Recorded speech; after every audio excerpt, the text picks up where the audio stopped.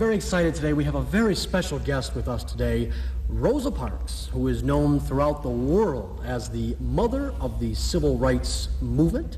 And Mrs. Parks, I'd really appreciate you being our guest today on this program. Thank you. You have been honored throughout the world. You just recently received an honorary degree in Japan. In 1987, you started the Rosa and Raymond Parks Institute for Self-Development.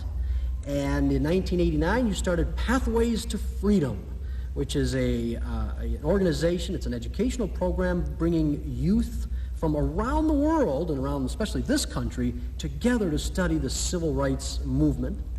You're 81 years old today. What keeps Rosa Parks going? Well, I keep going because I feel the need to do whatever possible that I can to inspire and motivate and help train young people to reach their highest potential. The Pathways to Freedom, which we are here today, it's going on. It's better than a week-long program. People are here. They're studying about the history of the civil rights movement. There are over 70 students upstairs. The theme for this year is, where have we been and where are we going? Where are we going? Well, we are going into the future, and that is why we want to prepare these young people to be able to meet the future as good people, good citizens, and prepared to be successful in whatever careers they may choose. And of course, health is a great factor in being successful. Are the young people today, are they receptive to learning about the history of the civil rights movement? Yes, those that I come in contact with are very receptive, and they seem to be real interested. And I think the only problem we have is not being able to reach enough young people to get them involved in our program. I have to say that in preparing actually today for this interview, I had the occasion to read this book. This is your book, Rosa Parks, My Story. And I have to say, I learned, truly now, I learned more about the history of the civil rights movement, from Plessy versus Ferguson to Brown versus Board of Education to your bus arrest to the boycott to the famous Martin Luther King speech, from this book than I've really learned in any history book that I've ever read. Do you think that that people are not being taught enough about especially black history? Yes, I do believe that we do not have enough people being taught what our heritage and our history is. Why is that? Why aren't people being Many taught? books have been written, but our people don't read as much as they should, and they should be more concerned about, and not just African Americans, but all people should be concerned about what our true history is. What do you think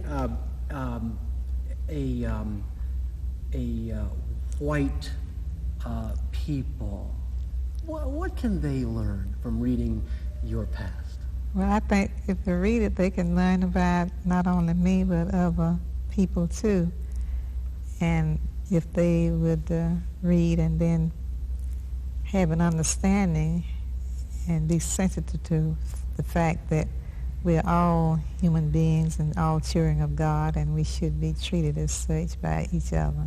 Do you think that there has been, actually your organization has been very, very successful, and others like you have been successful in, I hope, ending the racism that we have certainly seen in this country?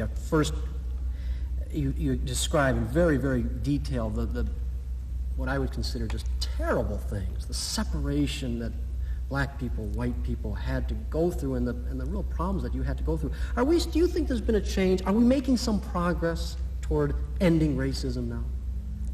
Well, we are making some progress from the the time of my early days, of my youth.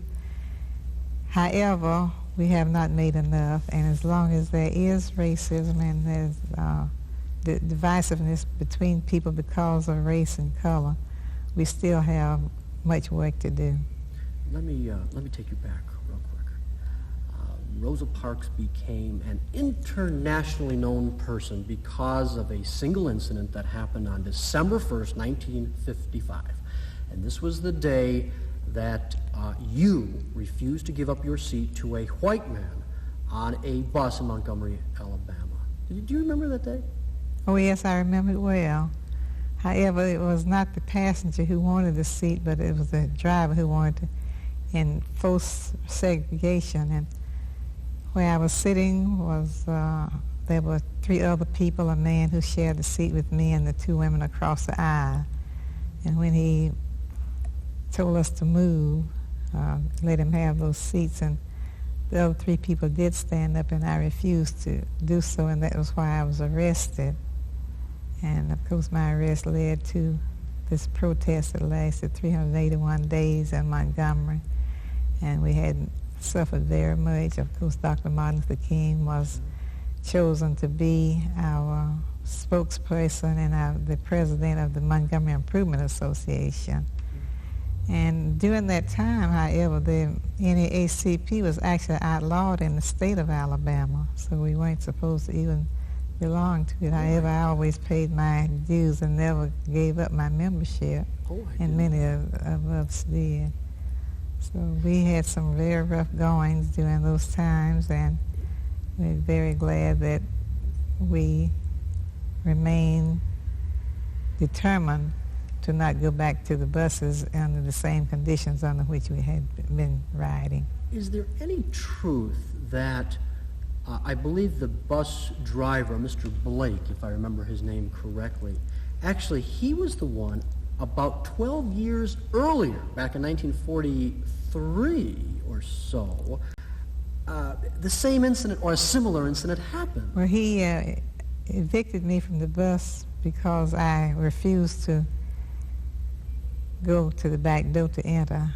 And when he evicted me from the bus, of course, I never forgot him from that time. How did you feel during those 12 years? Well, it was just, well,